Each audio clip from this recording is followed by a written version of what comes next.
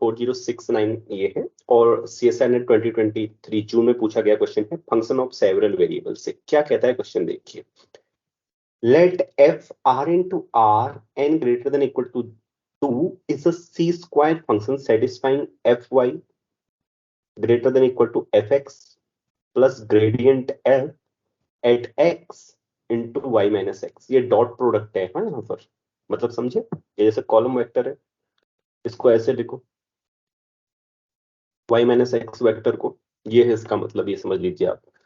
तो इसका ग्रेडियंट का मतलब आप लोग जानते हैं, मैं अभी बता दूंगा ग्रेडियंट का मतलब क्या होता है। देखो, for every x y belongs to R n, here nabla denotes the gradient which of the following statements are true. सबसे पहले जान लें इसका मतलब क्या होता है।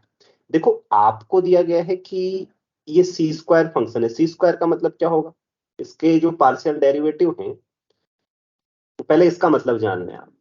फिर तो इसका मतलब ये हुआ, ये डेल। देखो, पहले फंक्शन होगा कैसा सोचो, मैं आपको बता देता हूं। फंक्शन होगा ऐसे, आर इंटू आर है ना, आर इंटू आर है फंक्शन। तो किसी भी इस टाइप के वेक्टर को x1 x2 dot dot dot xn, ये कहां सेंड करेगा, एक एक्सप्रेशन टाइप होगा। जैसे फॉर एग्जांपल मैं ये ले लेता हूँ, हाँ ये होगा, मैं नहीं कह रहा हूँ, ठीक है, एक एग्जांपल से समझा रहा हूँ आपको कि आर इंटू आर फंक्शन कैसे होते हैं। ये जो भी आएगा मतलब वो रियल वैल्यू आनी चाहिए, एक रियल नंबर आने चाहिए, इस टाइप का होगा फंक्शन, समझ गए। तो ये n वेरिएबल्स में फंक्शन होगा ना, तो इसको आप क्या कर सकते हैं, डिफरेंशिएट कर सकते हैं। देखो, कॉन्वेक्स होना चाहिए, ये मैंने सिर्फ एग्जांपल लिया, x1 का स्क्वायर प्लस x2 का square etc dot dot dot, ठीक है। अब इसका मतलब क्या होता है, इसका मतलब होता है f को पहले वेरिएबल के रेस्पेक्ट में डिफरेंशिएट, दूसरे वेरिएबल के रेस्पेक्ट में डिफरेंशिएट, डॉट डॉट डॉट, तीसरे लास्ट वेरिएबल के रेस्पेक्ट में डिफरेंशिएट करके ये आया, ठीक है। यहां तक बात क्लियर है। डेल F1, इसको सॉरी ये एक्स हटा दो इसका।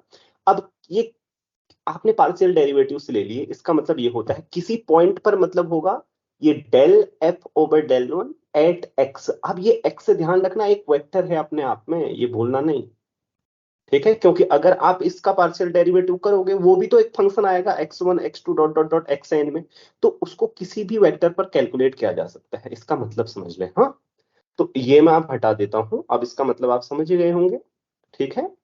और फिर क्या है, इसको यहां पर ऐसे है, ये वो वेक्टर्स y और x कैसे लेने हैं, ऐसे रो वेक्टर लेने हैं y माइनस एक्स, तो इसका मतलब ये होता है, ठीक है। अब मैं इसको मिटा दूं, क्योंकि ये भी रियल नंबर होगा, ये भी रियल नंबर होगा, ये भी रियल नंबर होना चाहिए, ठीक है। चल, अब इसको हटा देता हूं, ठीक है। ये सिर्फ याद दिलाने के लिए था, अब इसको लिखने की कहीं आवश्यकता नहीं है। अब देखें, पहला बोला है which of the following statements are true, f is constant, f is convex, f is convex and bounded, f is constant if f is bounded. सबसे पहली बात ये देखें ना कि कॉन्वेक्स फंक्शन की इक्विवेलेंट कंडीशन है, किसी भी सी स्क्वायर फंक्शन के लिए कॉन्वेक्स फंक्शन की इक्विवेलेंट कंडीशन है। कैसे है इक्विवेलेंट कंडीशन, मतलब अगर इसको सेटिस्फाई करता है फंक्शन तो कॉन्वेक्स होता है, कॉन्वेक्स है तो इसको सेटिस्फाई करता है। सबसे पहले आप बताइए, a function R into R, कोई आप में से बताएगा हाँ मुझे, definition of a convex function, definition of function f r into r is said to be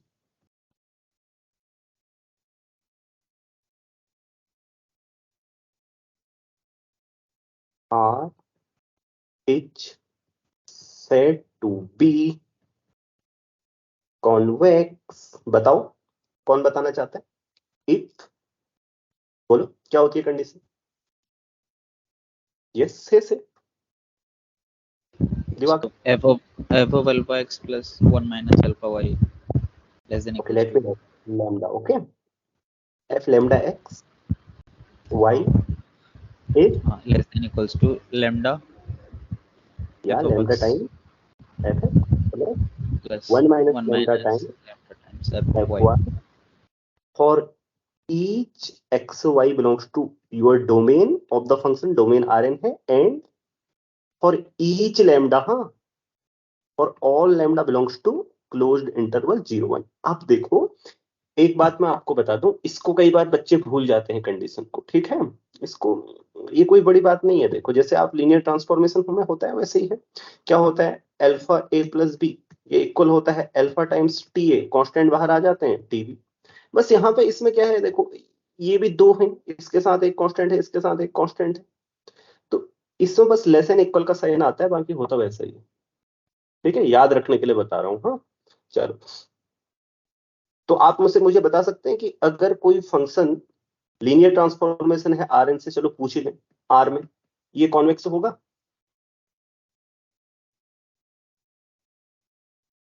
yes. ये linear transformation is a convex. Okay very ठीक है, अच्छी बात। चलो अब हम प्रूव करते हैं, ये इक्विवेलेंट कंडीशन है। देखो इससे ये कंडीशन भी लाई जा सकती है और इससे ये भी लाई जा सकती है, लेकिन हमको क्या करनी है, इस कंडीशन से हमें दिया गया है गिवन, क्या गिवन है, f y is greater than equal to f x plus lambda, sorry nabla, gradient f बोलूंगा हम, आप gradient f at x dot y minus x, ये हमें दिया गया है। ठीक है, फॉर ऑल एक्स वाई, वो आप मैं नहीं लिख रहा हूं, अभी लिख देता हूं फिलहाल के लिए, चलो फॉर ऑल एक्स वाई, अब आगे नहीं लिखूंगा, हाँ अंडरस्टूड है, होगा वो।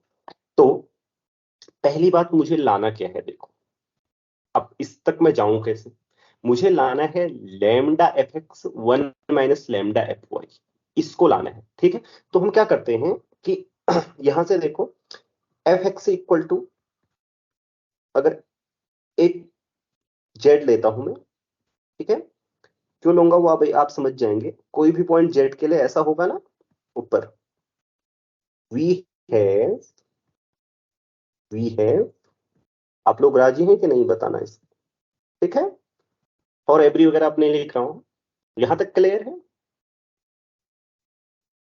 ओके, एंड ऑल्सो, अब ऐसा होगा तो आप क्या करो, एक्स रख दो वाई की जगह, ये यहां पे भी जेड आएगा, हाँ ये ठीक है, क्योंकि एक्स की जगह जेड रखा है हमेशा। तो अब बताओ कि ये बात क्लियर है, ये दो बातें क्लियर, राइट? सब लोग समझ गए होंगे ना ये कैसे आया करके। अब मुझे क्या चाहिए, जैसे कि मैंने बोला कि lambda times f x into one minus lambda times f y चाहिए, तो इसके लिए मैं क्या करूंगा, lambda times f x plus one minus lambda times y, इनको इक्वेशन वन और टू बोलिए, फ्रॉम वन कॉमा टू बोल, ठीक है, from one comma two we have, अब ये किया क्या है हमने वन और टू में, ये आप समझ जाने चाहिए, क्योंकि मास्टर के स्टूडेंट है, प्राइमरी वाले तो नहीं है आप, राइट? एमएससी पास किए हुए हैं सब, तो समझ ही गए होंगे किसमें किससे मल्टीप्लाई किया है और किससे, ठीक है। तो अब बताइए ये क्या आएगा कैलकुलेट करके सारा,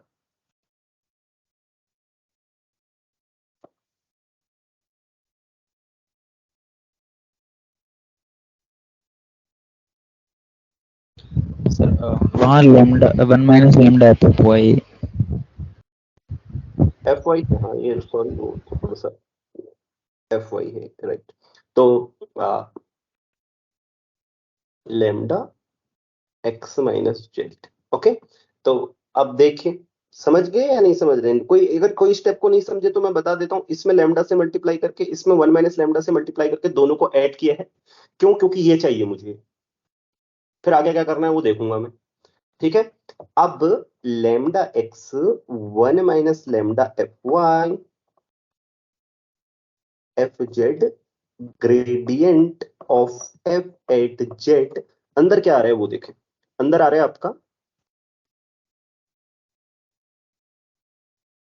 one minus lambda y plus lambda x minus z, if I am correct, right? No calculation mistakes. अब नाउ लेट मी नो कि what should you put in place of z, खुद देखो आपको लाना क्या है, और बताओ आपको जेड की जगह क्या रखना चाहिए। देखो ये आपको लाना है, हाथ खड़ा करना जिसको आएगा, बताना मत तुरंत पहले, ये आपको लाना है, और जेड आर्बिटरी है, एक्स वाई जेड सब आर्बिटरी है, कोई भी ले लो, इसमें आप जेड की जगह क्या पुट करें, खुद सोचिएगा। एक और बजाइए, हाथ खड़ा कीजिए। Okay, is it not clear? Can't you see what should be put in place of Z? देखो, इसको देखो और इसको देखो, ये तो सिर्फ मतलब 12th की बात है। आपको क्या पुट करना चाहिए जेड की जगह? सोचो, देखो जेड की जगह क्या पुट करना चाहिए। ओके सर, यस दिवाकर बोलो। हाँ, ये अंदर वाला term 1 minus lambda y plus lambda x, ये कर दीजिए ना, ये मतलब वाला कर दीजिए, देखिए हाँ, ये पुट कर हाँ देंगे जेड की जगह, तो ये तो जीरो हो जाएगा इधर, और इधर वही आ जाएगा जो आपको चाहिए एफ के अंदर।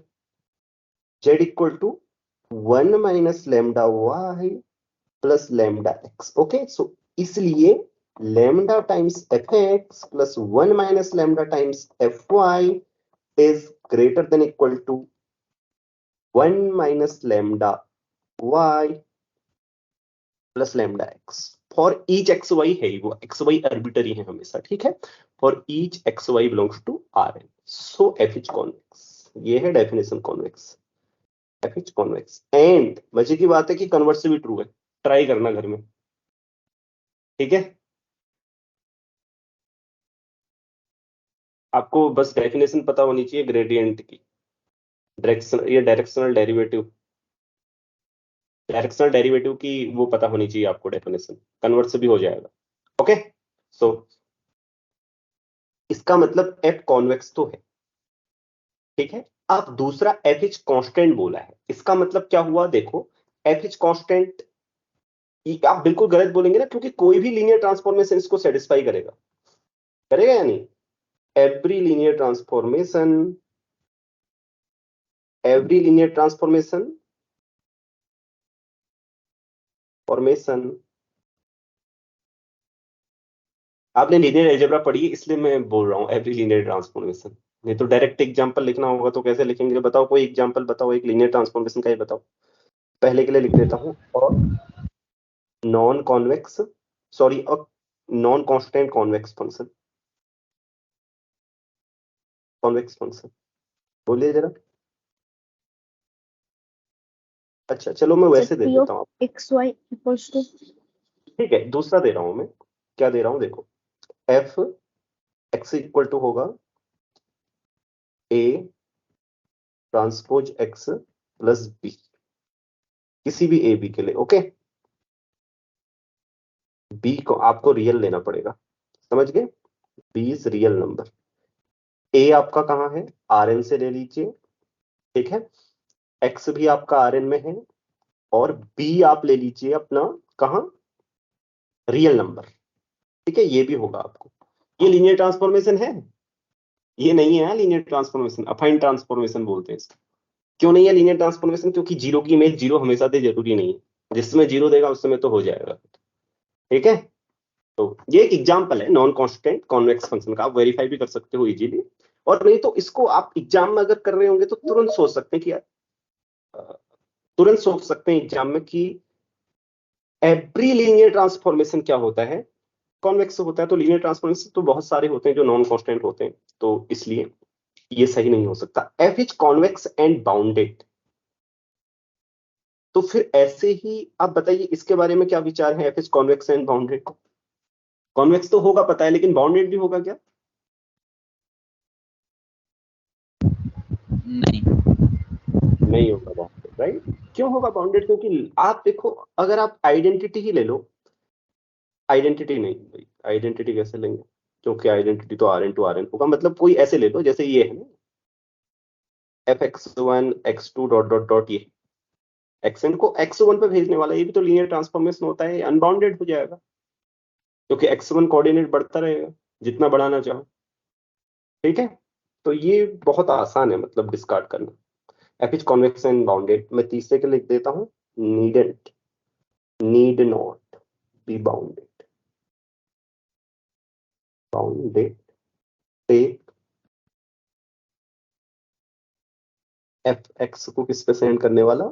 मैं अगर एक्स क्या है आपका, इस तरीके का होगा ना vector, x one x two dot dot dot x n, तो क्या होगा? एक्स वन पे सेंड कर दीजिए, ठीक है। ये लीनियर ट्रांसफॉर्मेशन है तो कॉन्वेक्स होगा ही होगा, लेकिन ये अनबाउंडेड है, राइट? अनबाउंडेड, क्लियर, क्योंकि x1 कोई भी वैल्यू ले सकता है और ये कहिए आप किसी भी नंबर से बड़ा बना सकते हैं फंक्शनल वैल्यूज को। अब आते हैं तीसरे पर। आपने हो सकता है ये बात पढ़ी भी हो, अगर कॉन्वेक्स फंक्शन पढ़े हैं तो क्या है कि अब convex bounded function is constant. Oh sorry, थोड़ा सा समय देंगे, हाँ ये पेज ऊपर नीचे हो गया है।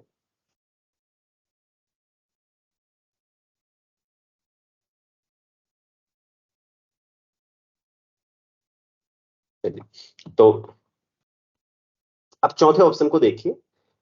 तीन ऑप्शन तो हमने कर ही लिए, ठीक है।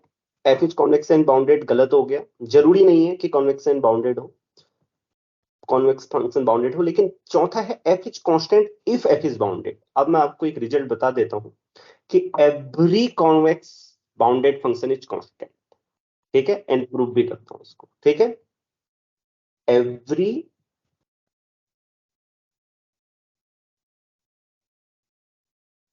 मैंने होमवर्क भी दिया था, हिंट भी दिया था आप लोग को, अब आप में से कितनों ने किया देखते हैं। Every convex bounded function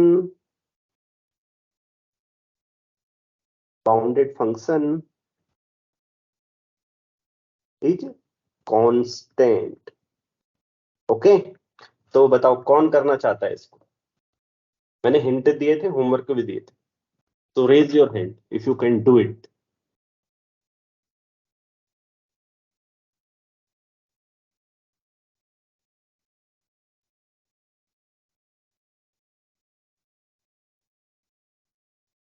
okay, मैं लिख देता हूं, कोई नहीं कर सकता। एफ इज कॉन्वेक्स, तो हमारे पास क्या आएगा,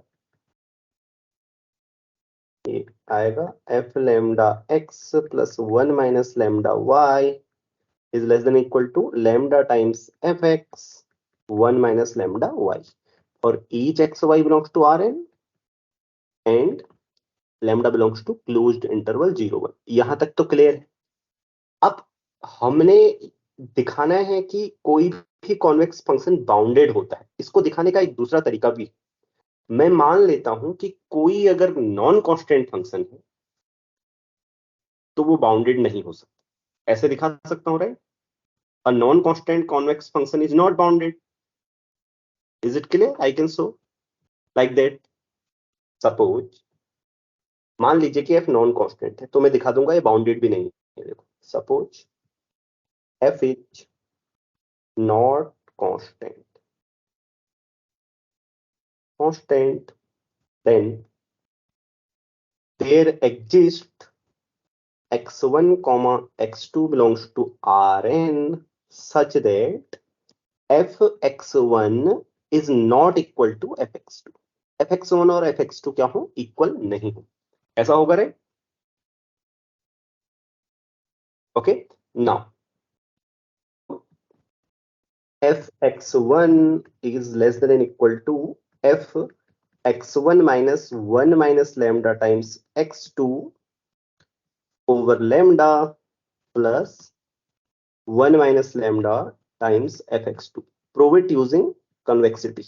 Prove it using definition of convexity. Okay, definition of convexity। अब देखो, इसमें क्या लिख सकते हो आप, और fx1 माइनस 1 माइनस ये लैम्डा आएगा, हाँ यहाँ पर 1 - लैम्डा f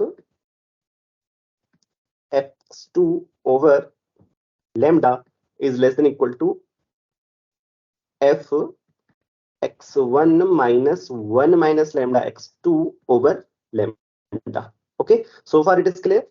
अब देखो इसको हल करो, और fx1 minus fx2 over lambda plus cancel करो lambda से lambda, तो ये fx2। ओके, अब यहां से ध्यान देने योग्य बात यह है कि अलग अलग लैम्डा की वैल्यूज के लिए ये क्वांटिटी अलग होगी, हाँ, ये x1 और x2 का ये कॉम्बिनेशन। तो ओके, नाउ देखो, लैम्डा टेंडिंग टू 0 पर क्या होगा, लैम्डा टेंड्स टू 0। अब ध्यान से देखना है इस बात को, क्योंकि fx1 और fx2 आपके अलग अलग हैं। मान लीजिए x1 उसका नाम रखा है जिसके लिए fx1 बड़ा आ रहा है, एक बड़ा एक छोटा होगा ना, राइट? तो without loss of generality we can choose fx1 is greater than equal to 0। अब जैसे ही लैम्डा आपको 0 की ओर जाएगा, ये क्वांटिटी कहां जाएगी? This quantity goes to infinity, so this quantity should go to infinity. Okay, but clear? अब इसका मतलब देखो कैसे, जैसे जैसे लैम्डा 0 की ओर जाएगा, मतलब लैम्डा 0 की ओर जाएगा, ये f अंदर आ रही है, x1 और x2 के अलग अलग कॉम्बिनेशन आएंगे आपके पास, समझे? जैसे आपने लैम्डा को 0 की ओर लेते गए, लैम्डा को 0 की ओर लेते गए, तो x1 और x2 के अलग अलग कॉम्बिनेशन आएंगे। इसका मतलब f क्या ले रहा है? बड़ी से बड़ी वैल्यूज लेते जा रहा है, समझे? जैसे आपने लैम्डा इक्वल टू 1/2 पुट किया तो ये अलग वैल्यू आएगी, लैम्डा इक्वल टू 1/3 पुट किया, ये अलग वैल्यू आएगी। जैसे ही लैम्डा 0 की ओर जाएगा तो ये क्वांटिटी इस तरफ की इन्फिनिटी गई, तो इसका मतलब f बड़ी से बड़ी वैल्यूज ले रहा है, so f is bounded. It is clear और no?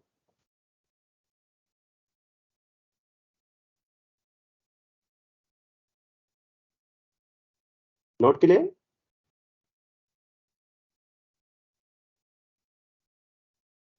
Zero,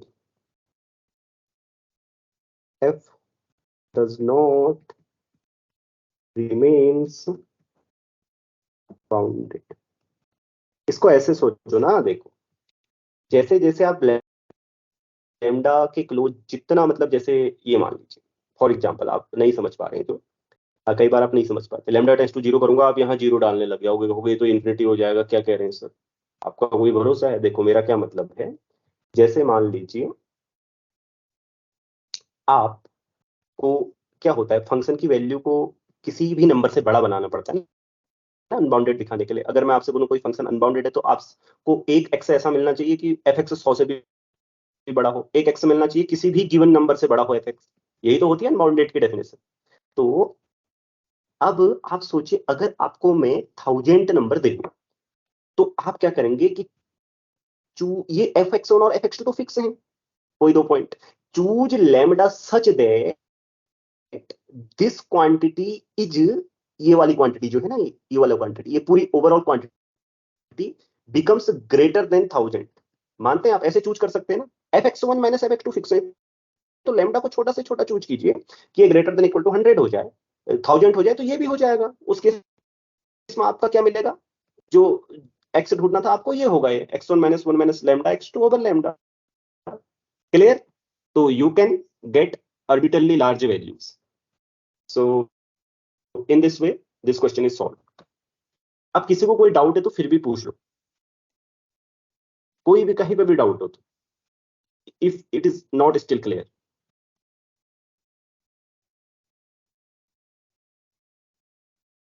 Really it is clear, right? Only I am seeing one reaction only. यहां से तो आपको क्लियर होना ही चाहिए ना, और पीछे तो क्या ही यूज किया है, मैं आपको बता देता हूं। देखो यहां पर सिर्फ कैलकुलेशन हैं, इसमें ऐसा पुट करो, वगैरह पुट करो, वगैरह पुट करो। यहां पर की बात है मेन कि कैसे अनबाउंडेड है, वो मैंने आपको बता दिया, ठीक है? तो इसलिए क्वेश्चन सॉल्व हुआ। अगर किसी का डाउट है तो फिर भी पूछ सकते हो आप, इवन यू कैन आस्क।